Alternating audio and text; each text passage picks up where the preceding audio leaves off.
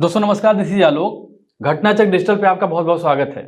UPPCS 2024 का जो pre का एग्जाम हुआ था उसके बाद पेपर पैटर्न में थोड़े से बदलाव देखने को मिल रहे हैं और ये बदलाव इस बात को इंगित करते हैं कि अगर आप करंट अफेयर्स की घटनाओं से बहुत ज़्यादा अवेयर हैं, उसकी गहराई में जाकर उसकी तैयारी करते हैं, तब आप प्रश्नों को ज़्यादा सॉल्व करने की संभावना आपकी बढ़ जाती है। जैसे करंट अफेयर्स की कोई घटना होती है, वो अपने साथ न केवल एक तात्कालिक कारण रखती है बल्कि अपने पीछे एक बैकग्राउंड भी रखती है और कई बार जो प्रश्न पूछे जाते हैं वो पृष्ठभूमि यानी बैकग्राउंड से पूछ लिए जाते हैं। तो आज हम बात करेंगे बेलगामी सेशन की, कांग्रेस का एक सेशन जिसके 100 साल पूरे हो गए हैं और हम आयोग के पैटर्न को फॉलो करेंगे और ये वीडियो इंग्लिश और हिंदी दोनों माध्यमों में आप देख सकते हैं, दोनों माध्यमों के लिए सुलभ होगा। हमारी पीपीटी अंग्रेजी में होगी लेकिन सब कुछ हम हिंदी में और अंग्रेजी दोनों में चर्चा करने का प्रयास करेंगे। तो आइए देखते हैं। सबसे पहले ये है कि रिसेंट डेवलपमेंट क्या है। तो ये डेवलपमेंट ये है कि 100 साल हुए हैं बेलगावी सेशन के। कांग्रेस का जो बेलगावी सेशन हुआ था उसके 100 साल पूरे हो गए हैं। बेलगावी सेशन, अब ये सेशन क्यों महत्वपूर्ण है, ये चर्चा में क्यों है?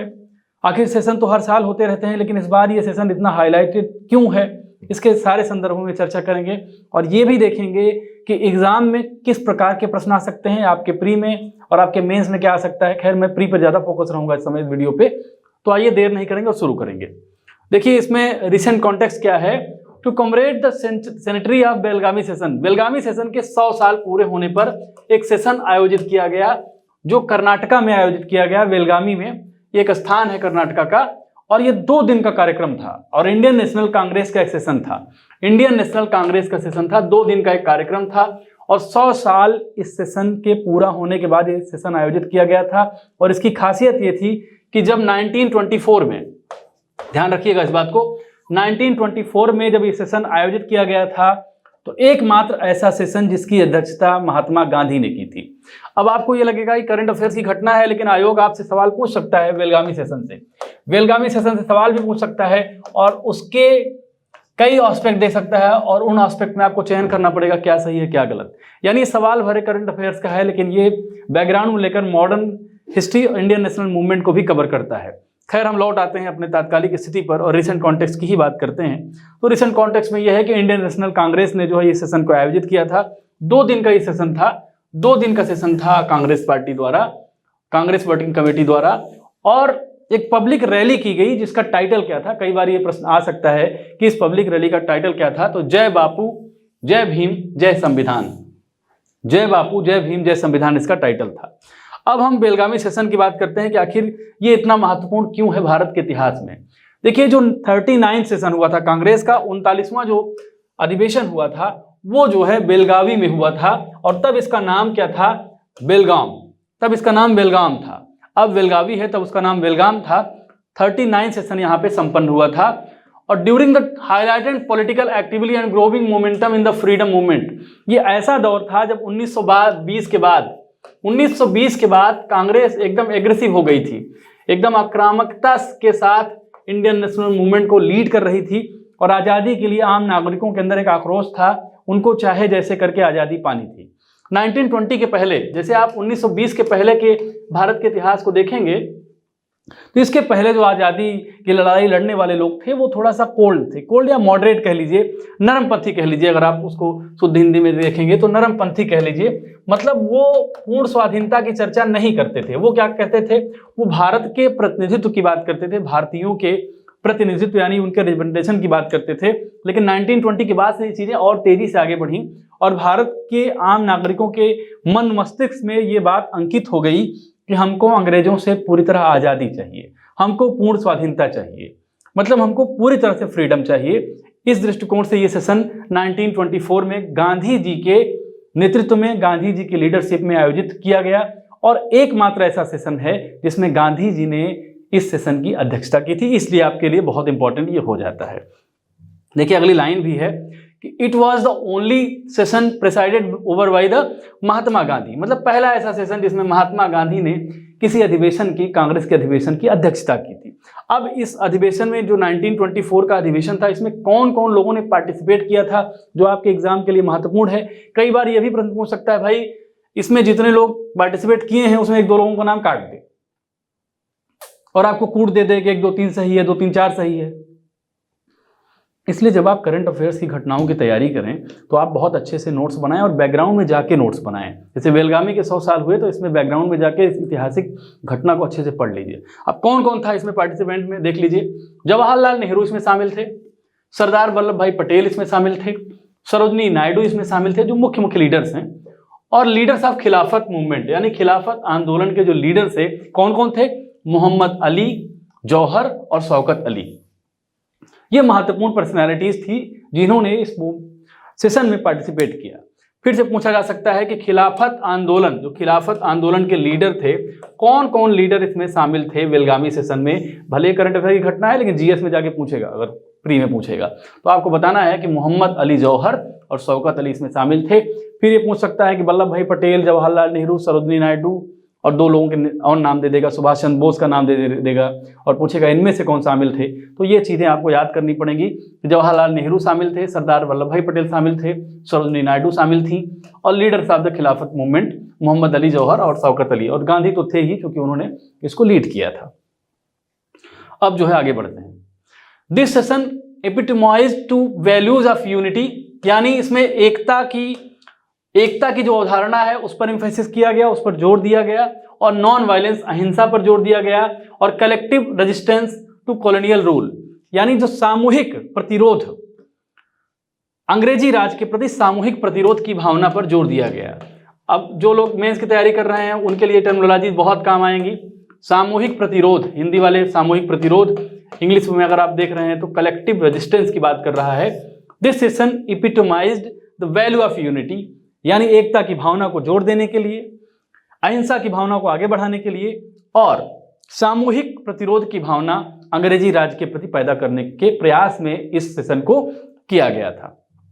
अब देखिए, जब आप सेशन की चर्चा कर ही रहे हैं तो आगे भी देख लेते हैं। खैर, इसमें क्या देखा गया कि डिसीजन क्या थे, इसमें निर्णय क्या ले लिया गया, क्या क्या निर्णय हुए। जब भी कोई सेशन आयोजित होता है तो उसमें कुछ निर्णय किए जाते हैं, इस निर्णय की चर्चा करते हैं। देखिए, non cooperation and civil disobedience, यानी सविनय अवज्ञा और असहयोग को बढ़ावा देने के लिए गांधी जी ने रिफॉर्म किया था इन दोनों चीजों को ब्रिटिश रूल के खिलाफ। असहयोग और सविनय अवज्ञा को आगे बढ़ाने के लिए गांधी जी ने इस मूवमेंट में रेजिस्टेंस किया था, आगे बढ़ाया था। आगे बढ़ते हैं। फिर इसमें प्रमोशन ऑफ खादी, इस सेशन में गांधी जी ने खादी के को जो है आगे बढ़ाने के लिए प्रमोट करने का आह्वान किया। अब खादी की प्रमोशन से क्या मतलब है? खादी के प्रमोशन का मतलब है स्वदेशी भावना को आगे बढ़ाना, यानी भारत में जो चीज बन पाए, भारत के प्रोडक्ट को आगे बढ़ाना, और ये अंग्रेजी राज के प्रति एक प्रतिरोध की भावना के रूप में देखा जाता है। देखिए, लड़ाई जो होती है, आज़ादी की लड़ाई हो, चाहे कोई संघर्ष हो, कोई मूवमेंट हो, उसमें जरूरी नहीं है कि सब कुछ आप हिंसक तरीके से ही करें। बहुत सारी चीजें सिंबॉलिक होती हैं और स्वदेशी का जो पूरा मामला है वो सिंबॉलिक है, और ये इस बात को इंगित करता है कि अंग्रेज भारतीयों का आर्थिक शोषण न कर पाए। जैसे यहीं का सामान बना के ब्रिटेन में जाकर बेचना, यहाँ के संसाधनों का दोहन करना, यहाँ के रिसोर्सेज को एक्सप्लॉइट करना, इसके खिलाफ एक सिंबल के रूप में, एक प्रतीकात्मक लड़ाई के रूप में खादी का जो है पूरा मामला देखा जाता है। खादी को बढ़ावा देने का प्रयास इसीलिए गांधी जी ने किया था, ताकि अंग्रेजों को प्रति एक मैसेज जाए कि अंग्रेजी राज की हुकूमत जो है उसके खिलाफ एक सिंबॉलिक लड़ाई है, एक प्रतीकात्मक संघर्ष है जो आम आदमी द्वारा लीड किया जा रहा है। और गांधी जी ने इस बात को जो है आगे बढ़ाया। कम्युनल हार्मोनी को बहुत ज़्यादा जोर देने की बात की गई, क्योंकि गांधी जी को बहुत बेहतर तरीके से मालूम था कि अंग्रेजों का मुकाबला कभी भी आप खांचों में बंटकर नहीं कर सकते हैं। आप हिंदू, मुस्लिम, सिख, ईसाई में बटेंगे, जाति में बटेंगे, तो आप किसी भी कलेक्टिव स्ट्रेंथ को चुनौती नहीं दे सकते हैं। और अंग्रेज उस समय चूंकि बहुत मजबूत थे, तो गांधी को ये चीज़ अच्छे से मालूम थी। कम्युनल हार्मोनी यानी सांप्रदायिक सौहार्द की भावना को बहुत बढ़ाने का प्रयास इस सेशन में किया गया था। तो ये कुछ कुल मिलाकर इस सेशन की खासियतें थी। तो प्री में सवाल बनेगा और मेंस में बनेगा, उससे आप देख सकते हैं। प्री के सेशन को मैं आगे बढ़ाऊंगा भी और उसमें दिखाऊंगा भी क्या क्या प्रश्न बन सकते हैं। देखिए, जब सेशन की बात हो ही रही है, जब भी आप प्री की तैयारी करें, अगर कांग्रेस सेशन की बात हो रही है तो कुछ महत्वपूर्ण सेशन को भी आप देख लीजिए, जिससे आपकी तैयारी और स्ट्रेंथन हो जाए, इतिहास का एक टॉपिक भी आपका कवर हो जाए। जैसे की सेशन आता है इंडियन नेशनल कांग्रेस। पहला सेशन हुआ था 1885 बॉम्बे में। 1885 बॉम्बे में पहला सेशन हुआ था और इसकी अध्यक्षता की थी W.C. बनर्जी ने की थी। और ये इंडियन नेशनल कांग्रेस के गठन के बाद का पहला सेशन था। कहाँ हुआ था? बॉम्बे में हुआ था, याद कर लीजिए। इसका PDF हम कमेंट में पिन करवा देंगे, आप देख लीजिएगा। उसके बाद का सेशन हुआ था कलकत्ता में 1886 में। देखिए, महत्वपूर्ण सेशन को ही देने का प्रयास किया गया है, जो एग्जाम ओरिएंटेड है, जो परीक्षाओं में आते रहे हैं। अब इसको कौन प्रिसाइड किया था? दादा भाई नौरोजी ने। 1886 में जो कोलकाता का सेशन हुआ था उसको प्रिसाइड किया था दादा भाई नौरोजी ने। ये एक प्रिलिमिनरी अप्रोच से बहुत इंपॉर्टेंट है, इसको याद कर लीजिए, समझ लीजिए, और वीडियो को देख के PDF भी पढ़ लीजिएगा। उसके बाद 1887 में मद्रास का सेशन हुआ।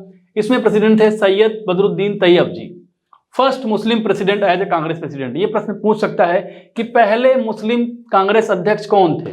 पहले मुस्लिम कांग्रेस अध्यक्ष कौन थे? तो आप इस बात को याद कर लीजिए, इंगित कर लीजिए, मन मस्तिष्क में बिठा लीजिए कि पहले मुस्लिम कांग्रेस अध्यक्ष थे सैयद बदरुद्दीन तैयब जी। 1888 का जो सेशन हुआ था वो हुआ था इलाहाबाद में, जिसको प्रयागराज कहा जाता है। इसकी अध्यक्षता किसने की थी? तो इसकी अध्यक्षता की थी जॉर्ज यूले ने। जॉर्ज यूले ने इलाहाबाद में जो 1888 में सेशन हुआ था उसकी अध्यक्षता की थी।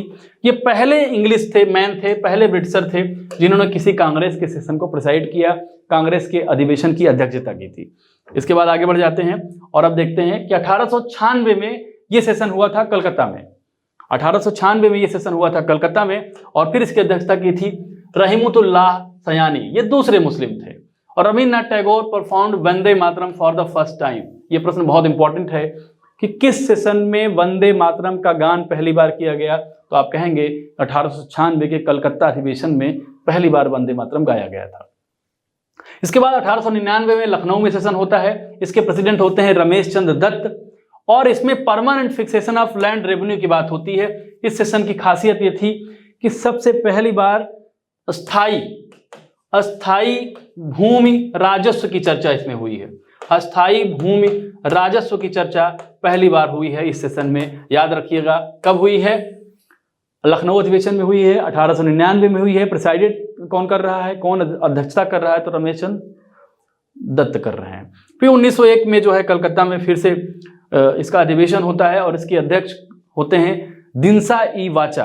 दिनसा ई वाचा इसके अध्यक्ष होते हैं। Mahatma Gandhi made his first appearance of the Congress platform. Mahatma Gandhi made his first appearance on the Congress platform. फिर 1905 में बनारस में बनारस में अधिवेशन होता है। इसके अध्यक्ष होते हैं Gopal Krishna Gokhale. Official proclamation of the स्वदेशी मूवमेंट, इसी में स्वदेशी आंदोलन की घोषणा की जाती है। स्वदेशी आंदोलन की घोषणा कब की जाती है? 1905 के बनारस अधिवेशन में। और फिर जो है स्वदेशी आंदोलन का प्रोक्लेमेशन होता है, ध्यान रखिएगा, कब? बनारस में हुआ था। फिर 1906 में कलकत्ता अधिवेशन होता है। इसके प्रेसिडेंट होते हैं दादा भाई नौरोजी। फिर से adopted resolution of Swaraj, boycott, स्वदेशी एंड नेशनल एजुकेशन। इसमें 4 चीजों का प्रस्ताव पारित होता है, जिसमें स्वराज की बात होती है, बायकॉट की बात होती है, बहिष्कार जिसे हिंदी में कहा जाता है कि अंग्रेजों की सामग्रियों का और उनके इंस्टीट्यूशन का बहिष्कार, स्वदेशी की चर्चा की जाती है जैसे खादी को आगे बढ़ाना, और फिर नेशनल एजुकेशन की चर्चा की जाती है जिसमें राष्ट्रीय शिक्षा की बात की जाती है। 1907 में फिर होता है सूरत अधिवेशन, और इसके अध्यक्ष थे रमेश बिहारी घोष। रमेश बिहारी घोष इसके अध्यक्ष थे। और फिर 1910 में इलाहाबाद में अधिवेशन होता है। सर विलियम वेडनबर्ग इसके अध्यक्ष थे, और जिन्ना ने जो है सेपरेट इलेक्टोरल सिस्टम का विरोध किया था, जो 1909 में अंग्रेजों ने रखा था। तो ये चीज जो है 1910 में इलाहाबाद में होती है। और फिर जो है 1911 में कलकत्ता में फिर अधिवेशन होता है, और BN धर ने इसकी अध्यक्षता की थी। जन गण मनवार first recited on the first time at the session. Calcutta अधिवेशन 1911 में पहली बार जनगण मन का गान हुआ था। उसके बाद कब हुआ सेशन? उसके बाद सेशन होते रहे, लेकिन महत्वपूर्ण सेशन यहाँ दिए गए हैं। इसके बाद 1915 में बॉम्बे में सेशन होता है कांग्रेस का, और इसमें प्रेसिडेंट होते हैं सर SP सिन्हा।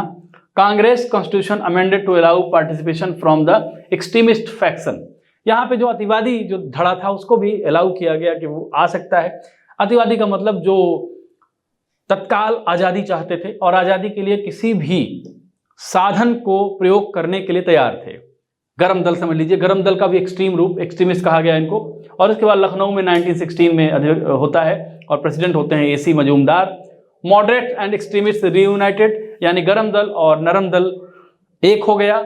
और फिर जो है कांग्रेस और मुस्लिम लीग के बीच जो है लखनऊ पैक्ट साइन होता है इसी में। आगे बढ़ जाते हैं 1917 में फिर कांग्रेस का अधिवेशन कलकत्ता में संपन्न होता है और इसके प्रेसिडेंट होती हैं एनी बेसेंट। इसको याद रख लीजिए कि 1917 में कलकत्ता अधिवेशन में इसकी प्रेसिडेंट कौन थी, तो एनी बेसेंट थी, पहली महिला जिन्होंने जो है कांग्रेस के अधिवेशन की अध्यक्षता की थी। ये बहुत इंपॉर्टेंट है आपकी प्री के एग्जाम के लिए। फिर 1918 में स्पेशल सेशन बॉम्बे में होता है, सईद हसन इमाम इसके अध्यक्ष होते हैं और convene to discuss the Montagu Chelmsford reform की चर्चा करने के लिए इसमें प्रस्ताव लाया जाता है, उसकी चर्चा की जाती है इस सेशन में। फिर 1919 में अमृतसर अधिवेशन होता है और अमृतसर अधिवेशन की अध्यक्षता करते हैं मोतीलाल नेहरू और कांग्रेस सपोर्टेड द खिलाफत मूवमेंट और इसमें कांग्रेस ने खिलाफत आंदोलन का समर्थन किया। खिलाफत आंदोलन का समर्थन कांग्रेस ने कब किया, अगर प्री में सवाल आ गया तो आप इसको याद रखिए, खिलाफत आंदोलन का समर्थन कांग्रेस ने अमृतसर अधिवेशन 1919 में किया था।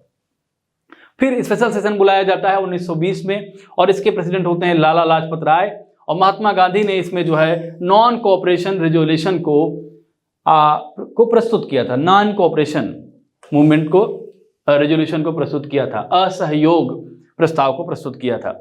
उसके बाद 1920 में नागपुर में जो है सेशन आयोजित होता है, इसके प्रेसिडेंट होते हैं सी विजय राघव चरियर और Congress recognized on linguistic lines Jinnah left the INC. इसी सेशन में जिन्ना ने इंडियन नेशनल कांग्रेस को छोड़ दिया था। फिर 1922 में गया में अधिवेशन होता है, इसके प्रेसिडेंट होते हैं सी आर दास और formation of Swaraj party following the split in the Indian national Congress. इसी अधिवेशन के बाद स्वराज पार्टी के गठन की बात होती है, ये गया अधिवेशन है। उसके बाद फिर हम आगे बढ़ते हैं और देखते हैं और उसके बाद होता है 1924 का बेलगाम, जिसकी चर्चा अभी मैं कर रहा था 100 साल पूरे होने के बाद। इसकी अध्यक्षता करते हैं महात्मा गांधी। कौन करता है? Mahatma Gandhi. The only session chaired by Gandhi, एकमात्र ऐसा अधिवेशन जिसमें गांधी जी ने अध्यक्षता की थी। फिर कानपुर में 1925 में सेशन होता है, प्रेसिडेंट होती हैं सरोजनी नायडू, दूसरी महिला हैं एनी बेसेंट के बाद। एनी बेसेंट ने कब अध्यक्षता की थी आप बताएंगे? First Indian women to lead the Congress, ये पहली भारतीय महिला थी।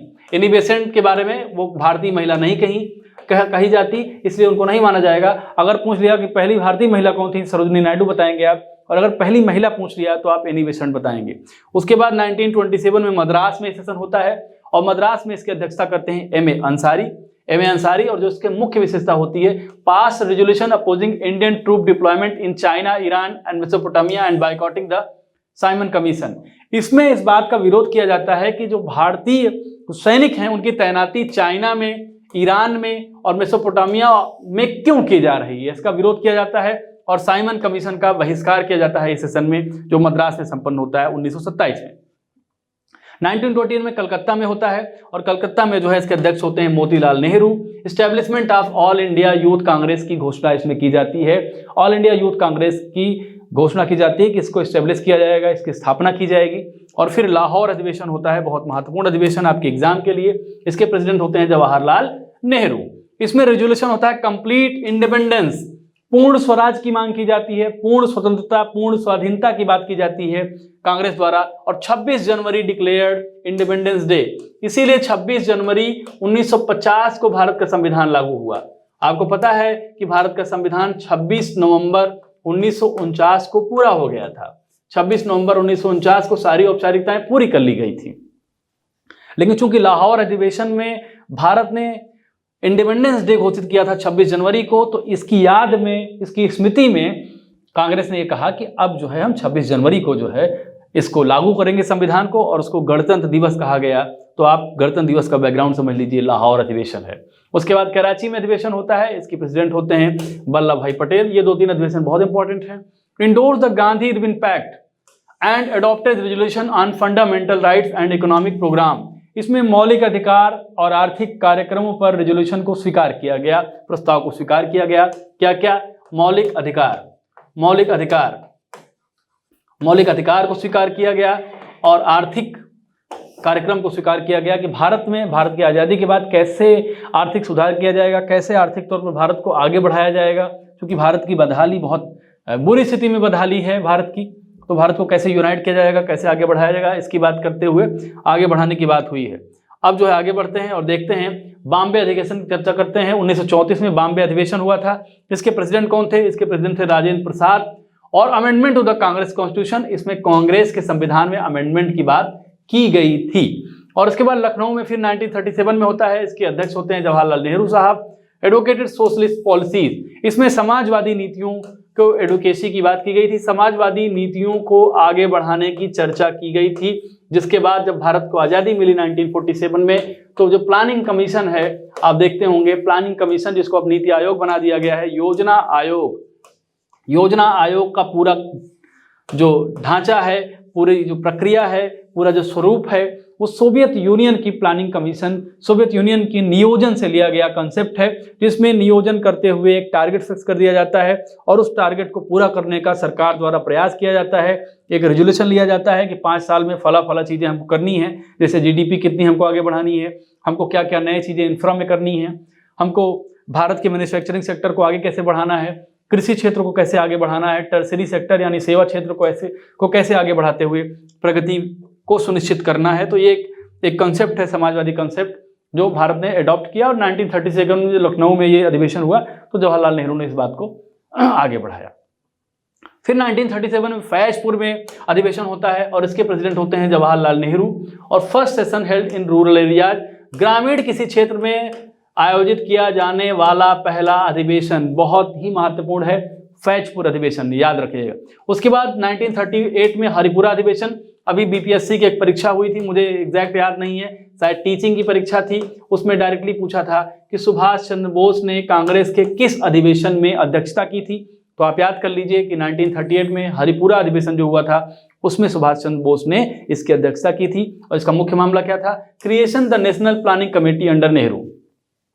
नेहरू जी के अंतर्गत नेशनल प्लानिंग कमीशन यानी राष्ट्रीय योजना कमेटी, राष्ट्रीय योजना समिति की घोषणा की गई थी। ये चीज आप याद रख लीजिए। और किसमें? हरिपुरा अधिवेशन में। उसके बाद त्रिपुरी अधिवेशन है, इसके प्रेसिडेंट है राजेंद्र प्रसाद, शायद दूसरी बार ये प्रेसिडेंट बने। और Subhash Chandra Bose resigned after re election and form the forward bloc. Subhash Chandra Bose और गांधी के बीच एक डिस्प्यूट की चर्चा भी होती है, खैर मैं उसमें नहीं जाऊंगा, लेकिन सुभाष चंद्र बोस ने कांग्रेस से रिजाइन करके फॉरवर्ड ब्लॉक की स्थापना कर दी थी। फिर रामगढ़ अधिवेशन होता है 1940 में और इसके प्रेसिडेंट होते हैं मौलाना अबुल कलाम आजाद साहब। और इसमें डिसीजन लिया जाता है कि सिविल डिसओबीडियंस मूवमेंट, सविनय अवज्ञा आंदोलन की घोषणा की जाती है। फिर 1941 से 45 का जो अधिवेशन होता है उसमें एक अधिवेशन होता है। 1946 में मेरठ में जो है अधिवेशन होता है, जिसके प्रेसिडेंट होते हैं जेबी कृपलानी। कौन होता है?